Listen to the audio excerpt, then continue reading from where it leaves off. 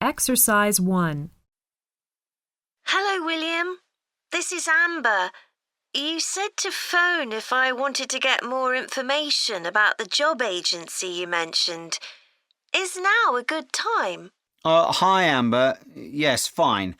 So the agency I was talking about is called Bankside.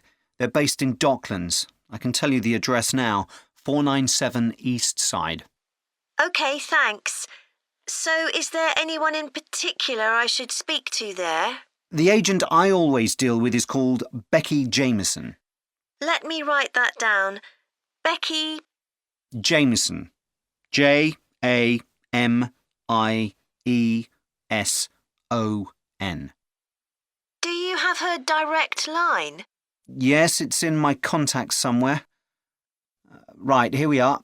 07866 510 333. I wouldn't call her until the afternoon if I were you. She's always really busy in the morning trying to fill last-minute vacancies. She's really helpful and friendly, so I'm sure it would be worth getting in touch with her for an informal chat. It's mainly clerical and admin jobs they deal with, isn't it? That's right. I know you're hoping to find a full-time job in the media eventually, but Becky mostly recruits temporary staff for the finance sector, which will look good on your CV. And generally pays better too. Yeah, I'm just a bit worried because I don't have much office experience. I wouldn't worry. They'll probably start you as a receptionist or something like that. So what's important for that kind of job isn't so much having business skills or knowing lots of different computer systems. It's communication that really matters, so you'd be fine there. And you'll pick up office skills really quickly on the job. It's not that complicated. OK, good. So how long do people generally need temporary staff for? It would be great if I could get something lasting at least a month. That shouldn't be too difficult.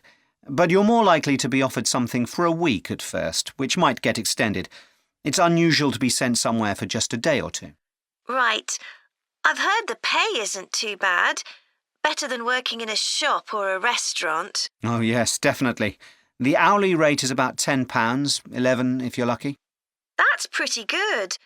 I was only expecting to get £8 or £9 an hour. Do you want me to tell you anything about the registration process? Yes, please. I know you have to have an interview. The interview usually takes about an hour, and you should arrange that about a week in advance. I suppose I should dress smartly if it's for office work. I can probably borrow a suit from Mum. Good idea. It's better to look too smart than too casual. Will I need to bring copies of my exam certificates or anything like that? No, they don't need to see those, I don't think. What about my passport? Oh, yes, they will ask to see that. OK. I wouldn't get stressed about the interview, though. It's just a chance for them to build a relationship with you, so they can try and match you to a job which you'll like. So there are questions about personality that they always ask candidates, fairly basic ones. And they probably won't ask anything too difficult, like what your plans are for the future. Hope not. Anyway, there are lots of benefits to using an agency. For example, the interview will be useful because they'll give you feedback on your performance so you can improve next time. And they'll have access to jobs which aren't advertised. Exactly. Most temporary jobs aren't advertised. And I expect finding a temporary job this way takes a lot less time.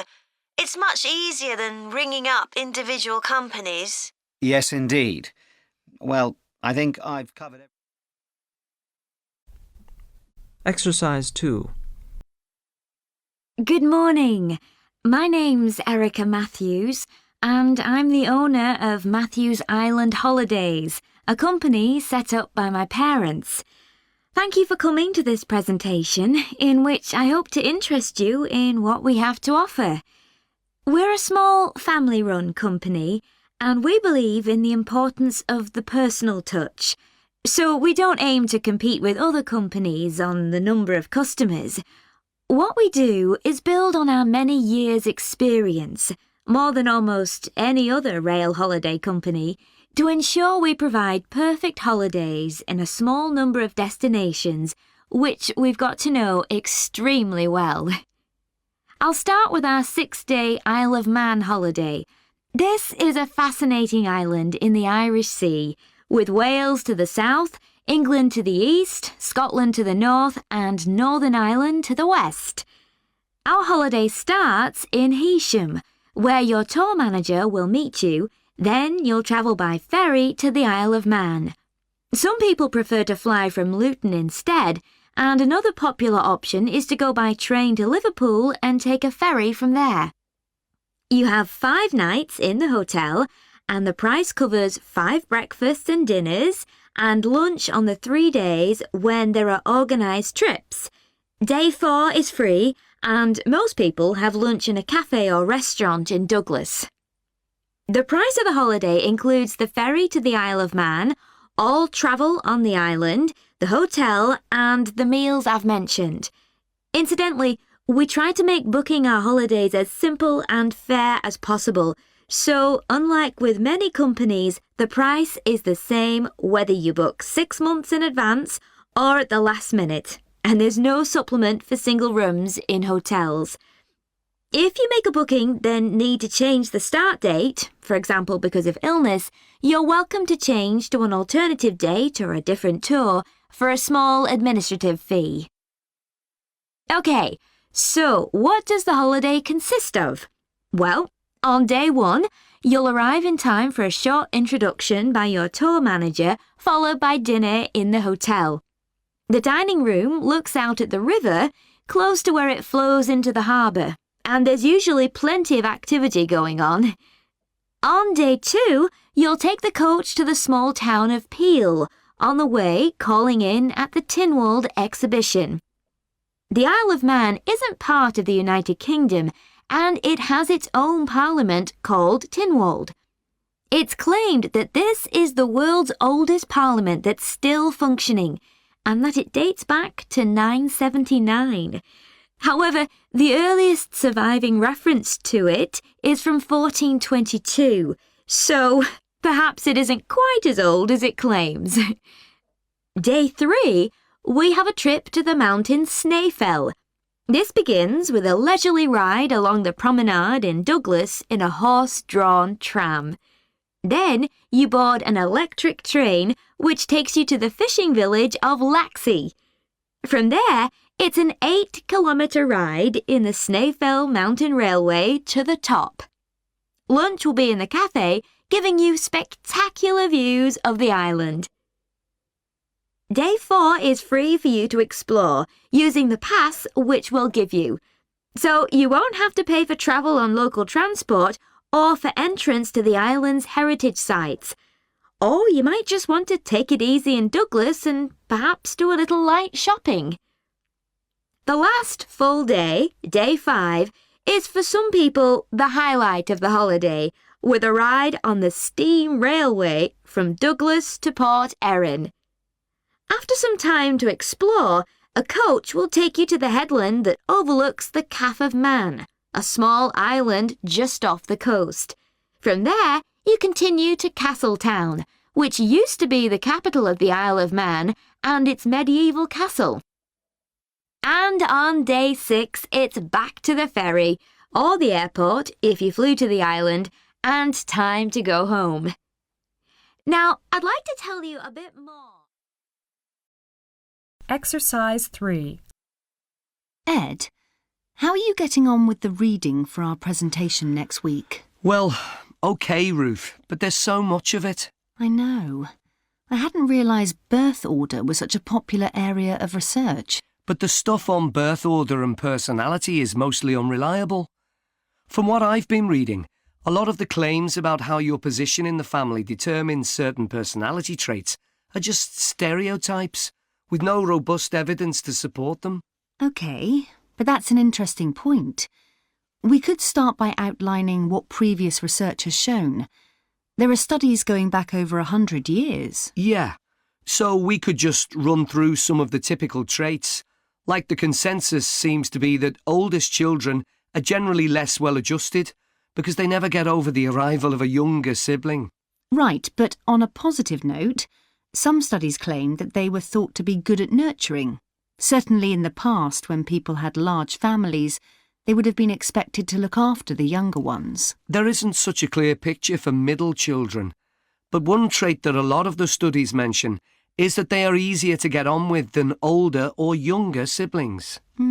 Generally eager to please and helpful, although that's certainly not accurate as far as my family goes.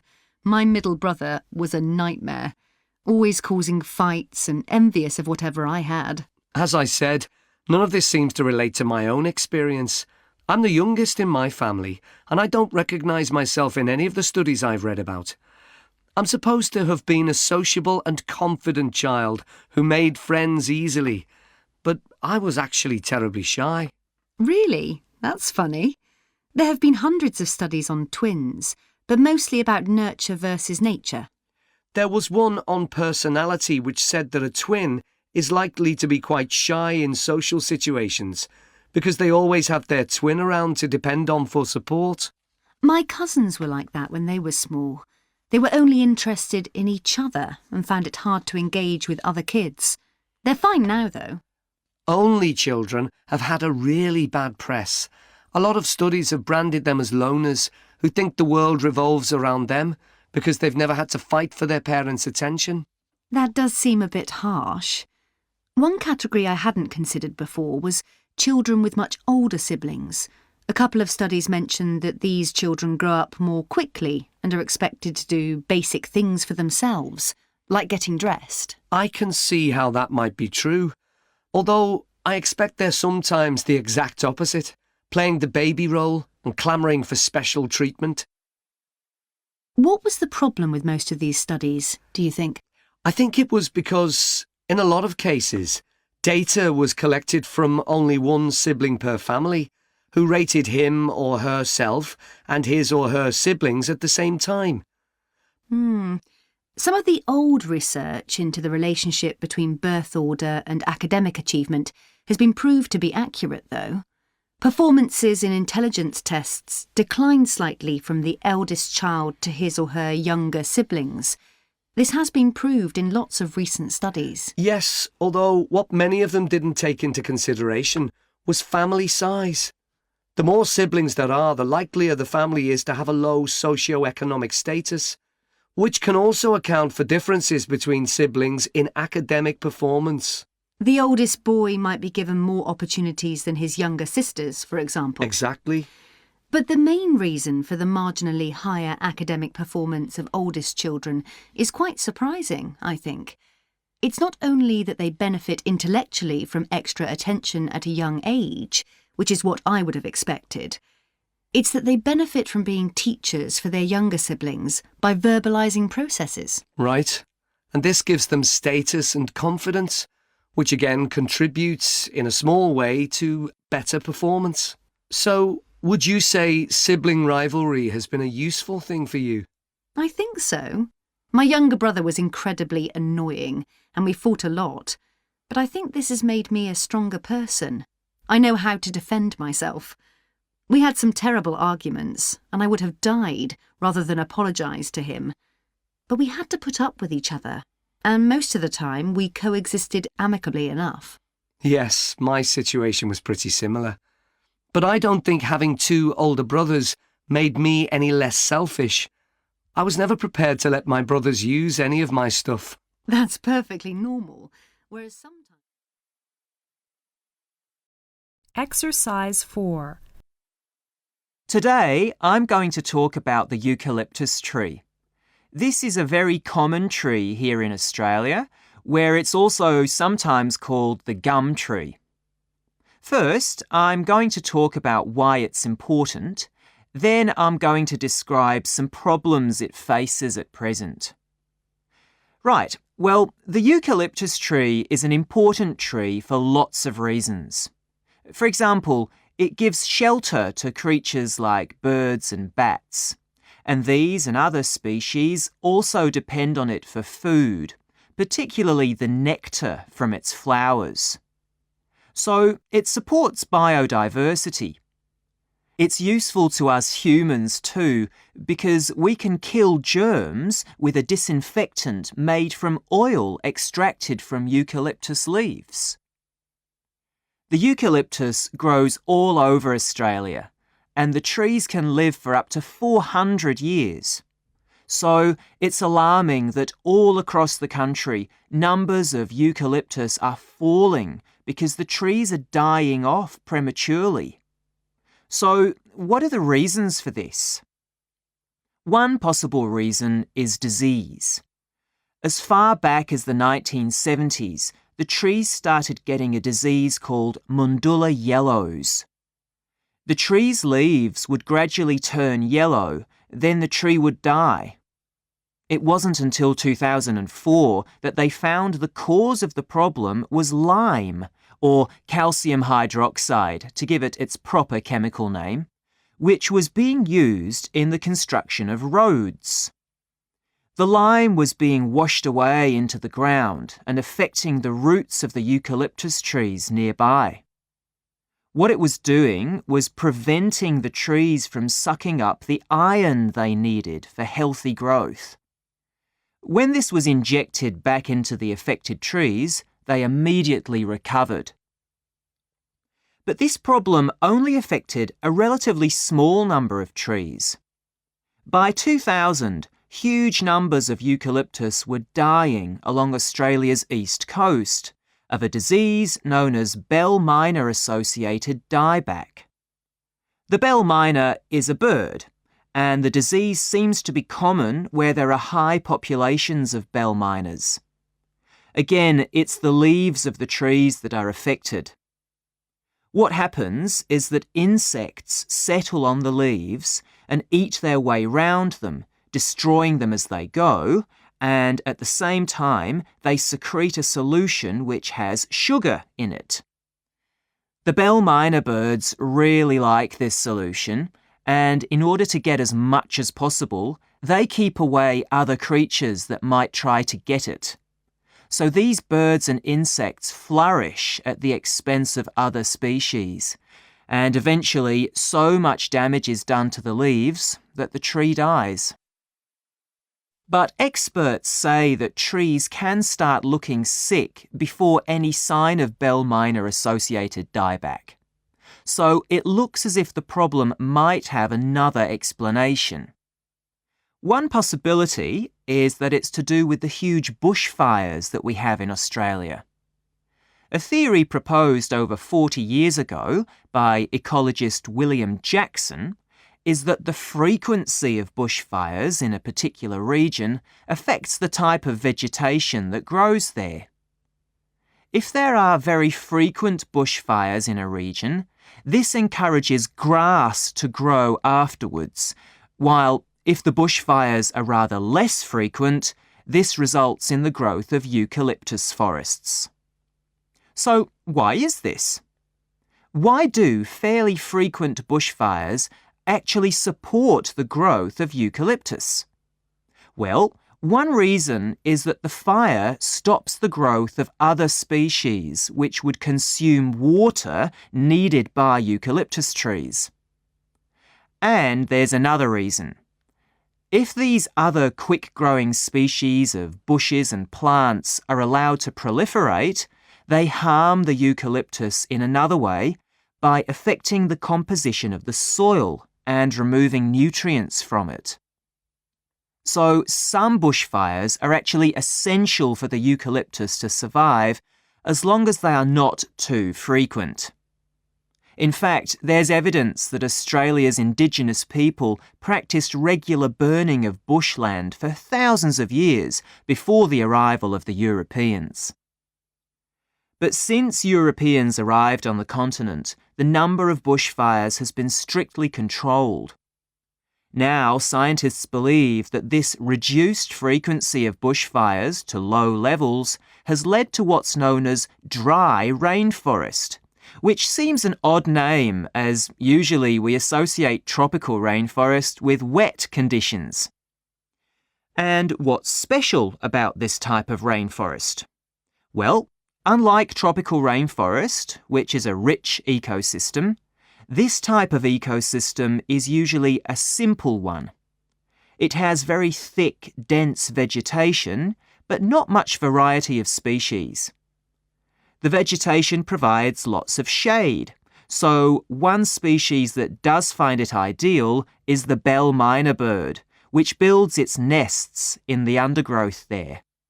But again, that's not helpful for the eucalyptus tree. Exercise 5.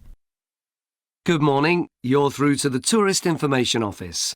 Tim speaking. How can I help you? Oh, hello. Could you give me some information about next month's festival, please? My family and I will be staying in the town that week. Of course. Well, it starts with a concert on the afternoon of the 17th. Oh, I heard about that. The orchestra and singers come from the USA, don't they? They're from Canada. They're very popular over there. They're going to perform a number of well-known pieces that will appeal to children as well as adults. That sounds good. My whole family are interested in music. The next day, the 18th, there's a performance by a ballet company called Eustatis. Sorry? The name is spelt Eustatis. They appeared in last year's festival and went down very well. Again, their programme is designed for all ages. Good. I expect we'll go to that. I hope there's going to be a play during the festival. A comedy, ideally. You're in luck. On the 19th and 20th, a local amateur group are performing one written by a member of the group. It's called Jemima. That'll be on in the town hall.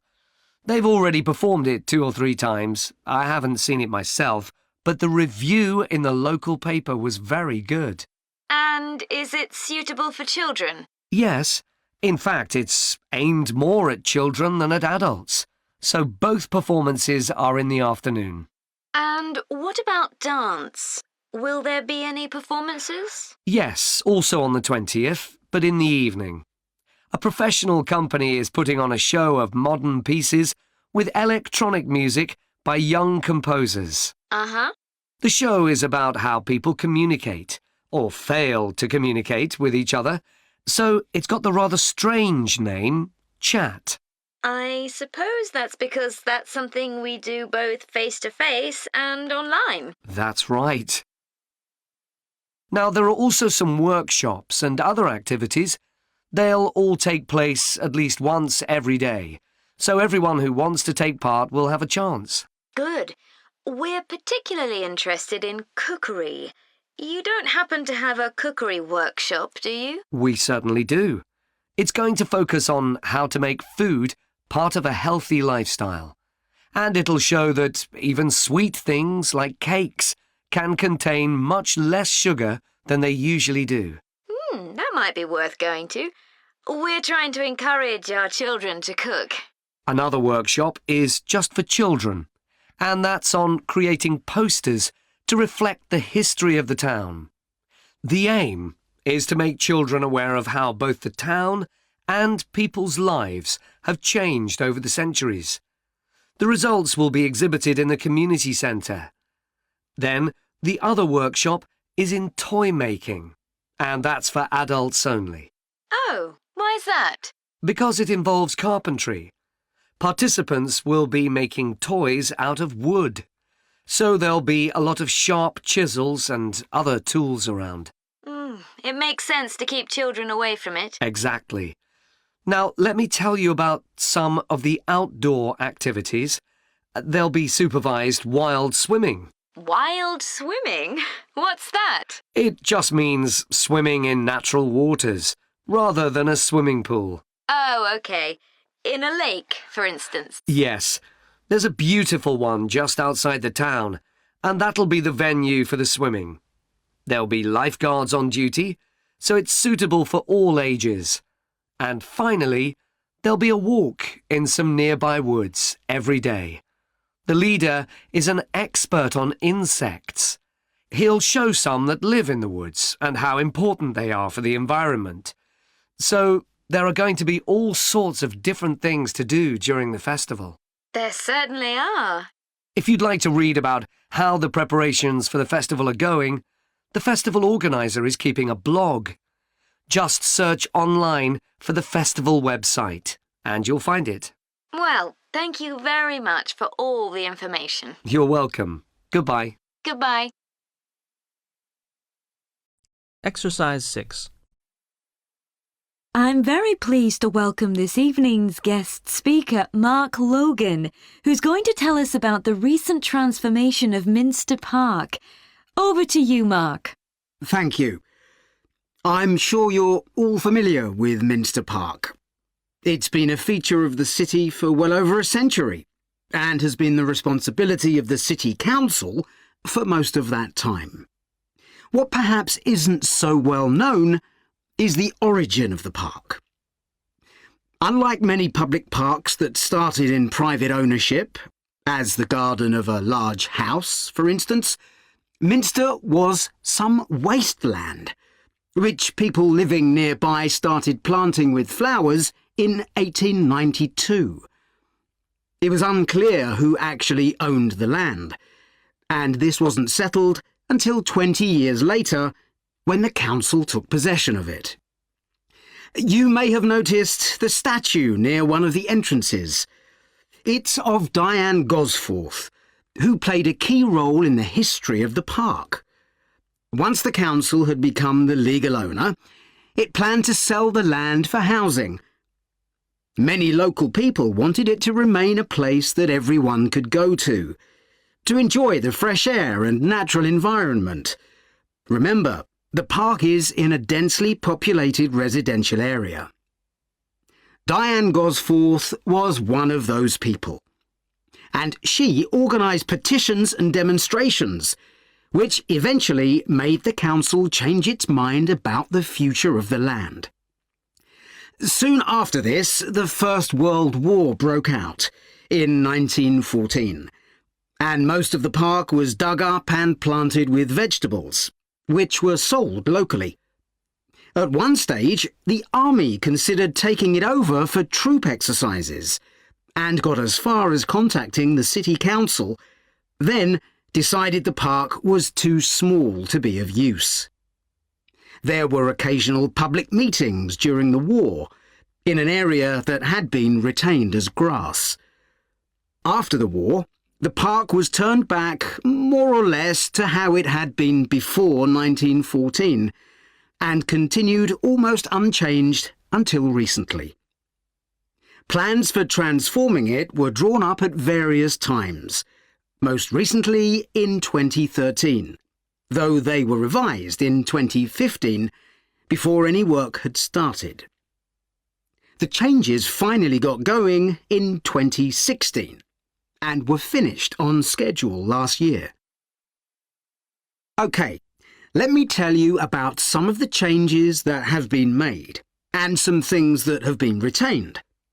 If you look at this map, you'll see the familiar outline of the park, with the river forming the northern boundary, and a gate in each of the other three walls. The statue of Diane Gosforth has been moved. It used to be close to the south gate, but it's now immediately to the north of the lily pond, almost in the centre of the park, which makes it much more visible. There's a new area of wooden sculptures, which are on the riverbank, where the path from the east gate makes a sharp bend. There are two areas that are particularly intended for children.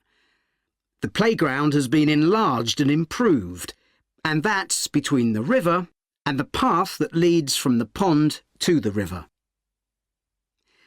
Then there's a new maze, a circular series of paths separated by low hedges. That's near the west gate. You go north from there towards the river and then turn left to reach it. There have been tennis courts in the park for many years, and they've been doubled, from 4 to 8. They're still in the southwest corner of the park, where there's a right-angle bend in the path.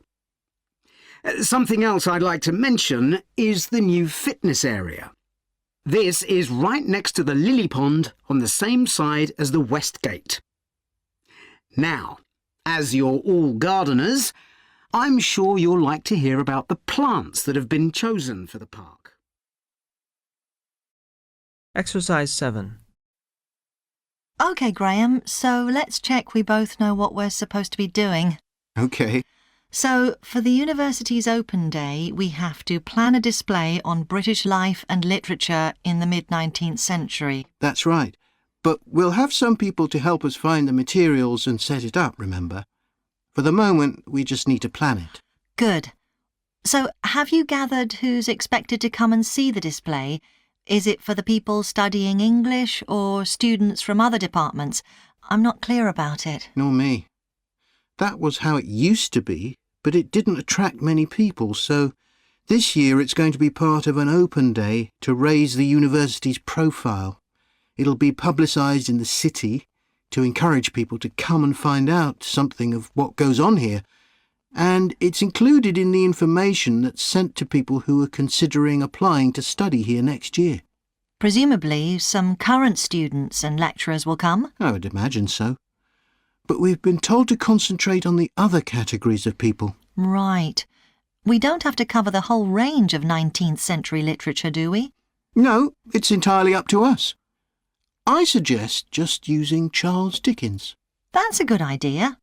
Most people have heard of him and have probably read some of his novels or seen films based on them. So that's a good lead-in to life in his time. Exactly. And his novels show the awful conditions that most people had to live in, don't they? He wanted to shock people into doing something about it. Did he do any campaigning other than writing? Yes, he campaigned for education and other social reforms and gave talks. But I'm inclined to ignore that and focus on the novels. Yes, I agree. OK, so now shall we think about a topic linked to each novel? Yes, I've printed out a list of Dickens's novels in the order they were published, in the hope you'd agree to focus on him. You're lucky I did agree. Let's have a look. OK, the first was The Pickwick Papers, published in 1836. It was very successful when it came out, wasn't it? And was adapted for the theatre straight away. There's an interesting point, though, that there's a character who keeps falling asleep, and that medical condition was named after the book, Pickwickian syndrome. Oh, so why don't we use that as the topic and include some quotations from the novel? Right. Next is Oliver Twist. Mm-hmm. There's a lot in the novel about poverty, but maybe something less obvious. Well, Oliver is taught how to steal, isn't he?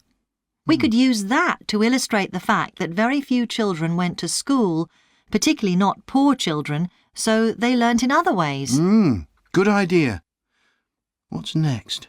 Maybe Nicholas Nickleby?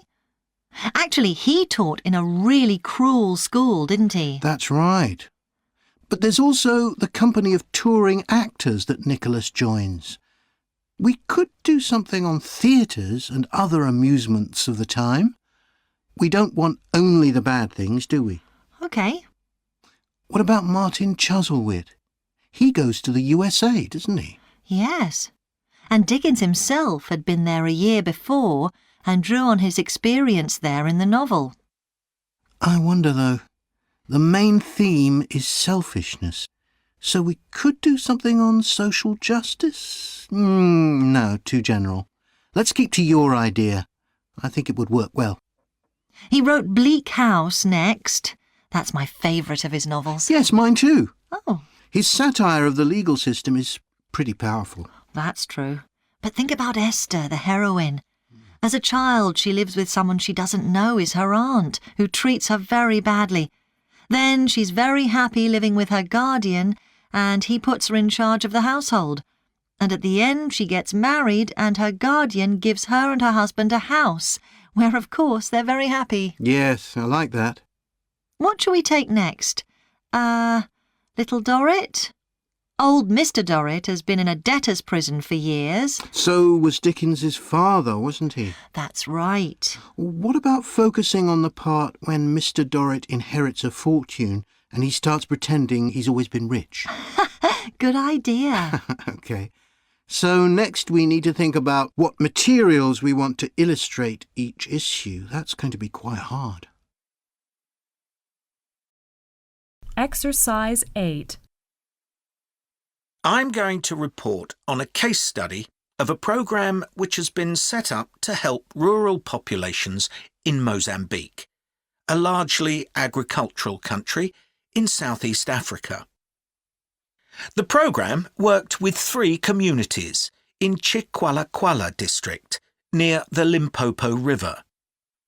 This is a dry and arid region with unpredictable rainfall. Because of this, people in the area were unable to support themselves through agriculture, and instead they used the forest as a means of providing themselves with an income, mainly by selling charcoal. However, this was not a sustainable way of living in the long term, as they were rapidly using up this resource. To support agriculture in this dry region, the program focused primarily on making use of existing water resources from the Limpopo River by setting up systems of irrigation, which would provide a dependable water supply for crops and animals. The program worked closely with the district government in order to find the best way of implementing this.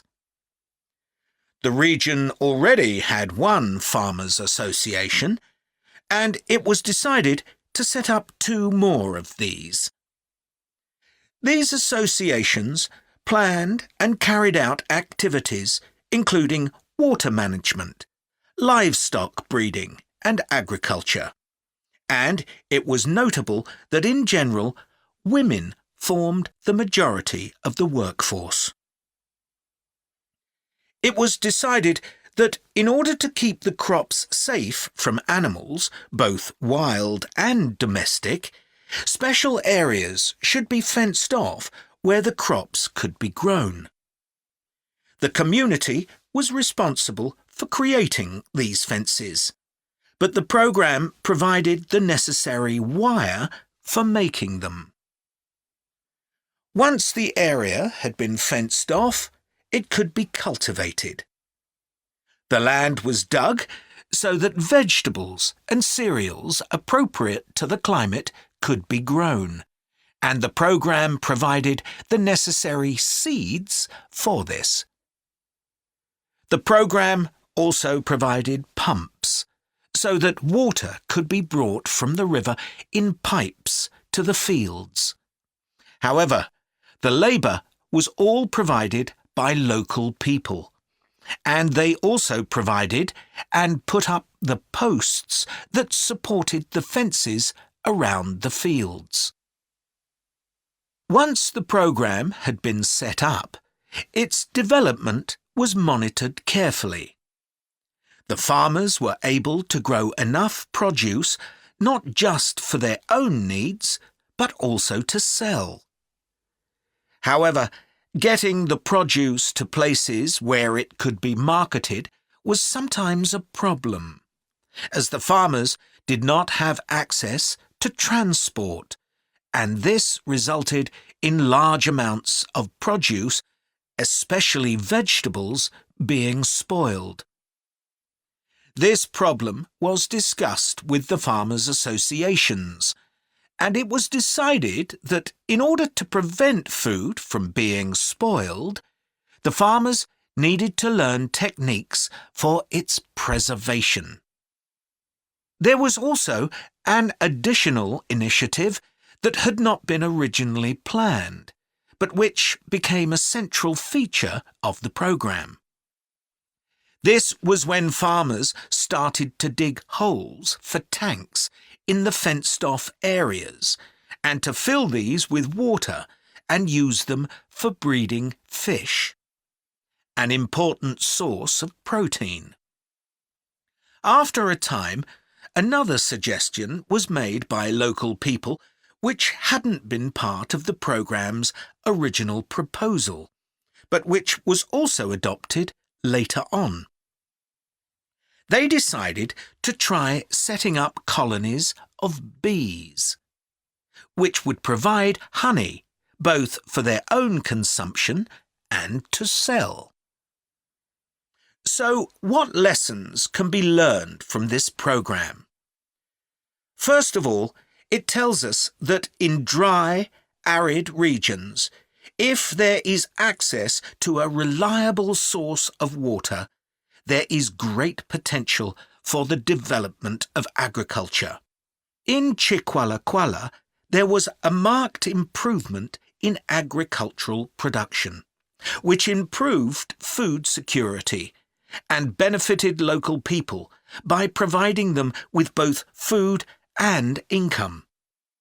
However, it's important to set realistic timelines for each phase of the programme, especially for its design, as mistakes made at this stage may be hard to correct later on.